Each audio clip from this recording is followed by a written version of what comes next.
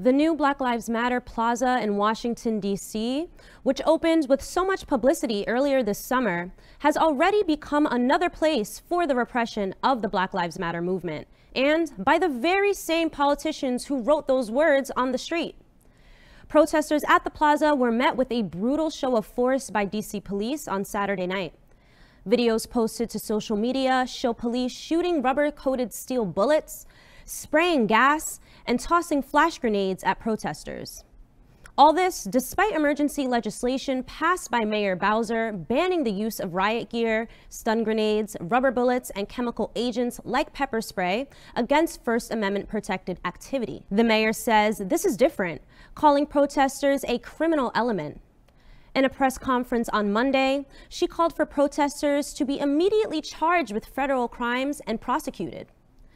And I want to call on the federal government to assist us the best way they can, and that's by supporting our officers.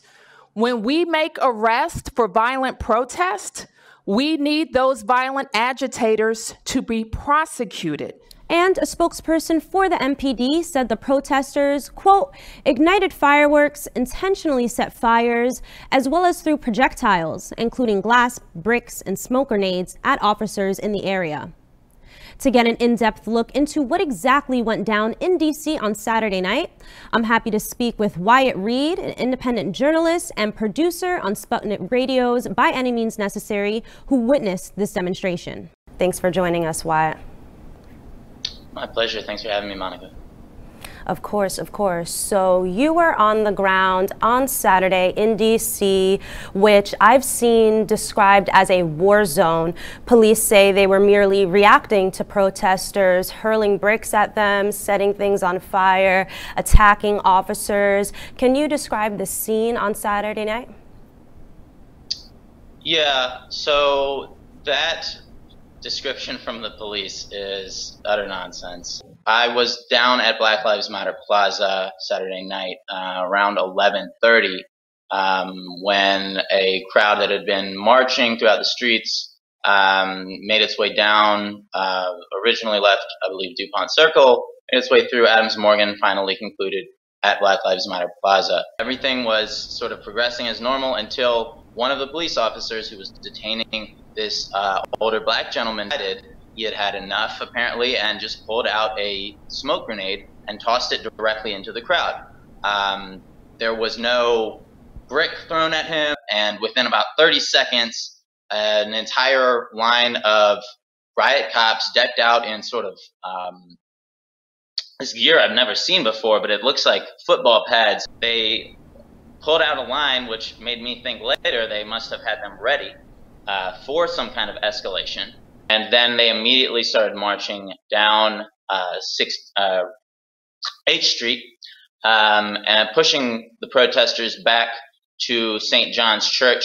Then very quickly sealed off that area, basically started tear gassing, flashbanging, and brutalizing protesters all the way up Black Lives Matter Plaza. I saw a number of water bottles being thrown. I didn't see any bricks, I didn't see any rocks being thrown, but I did see water bottles, empty water bottles being lobbed at the cops as they were macing, brutalizing people. You were in Portland covering the uprising there back in July, and the repression of the police and federal agents received a lot of press, really because the deployment of these federal agents was, of course, by command by the Trump administration. Can you describe any differences you perceived from the actions of the police in D.C. on Saturday and what you saw go down in Portland? So we saw in Saturday here in DC, it was certainly a number of similarities between the type of indiscriminate violence, which is just police see somebody with a press pass or see somebody with press written on their clothing or their helmet, and they say, well, batter up. Let's go ahead and take these guys out, presumably, because we are the ones out here covering their crimes. I was shot maybe 10 feet away.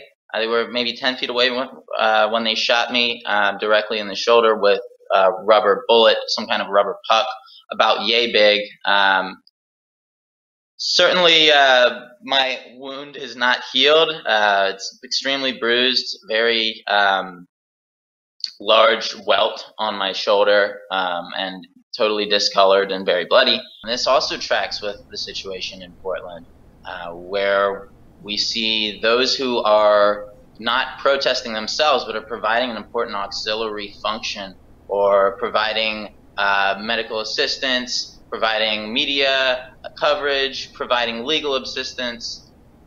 These are the people who they're targeting now, because they're targeting the supply lines. They're targeting those in their vicinity, basically who they see as allowing the protests to continue. I think this represents a serious escalation in DC, across the country, and really shows us that the police don't know how to respond to these protests. They don't know what they can possibly do to address them, because actually listening to the protesters' demands is apparently out of the question. So this is what they've chosen to do instead.